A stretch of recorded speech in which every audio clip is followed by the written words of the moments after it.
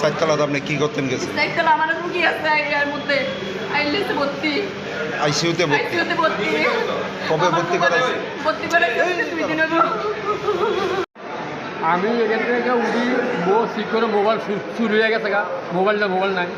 তখন এক বন্ধু আমার বললো যে এই লোকরা জিজ্ঞাসা করছে এই লোকের মধ্যে ছেলেটা ওদের লোক জিজ্ঞাসা করতে আমি তো কোনো মোবাইল নিই নাই।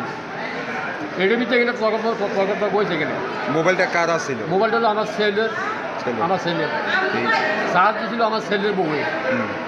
এই মোবাইলের চার্জটা লাগাই একই গেছিলাম ছেলের বউ। এটা আমার সাথে কিন্তু ওষুধ টিফিন দিয়ে দিবার গেছিল। কতক্ষণ পরে দেখছেন মোবাইলটা নাই? মোবাইলটা কত 5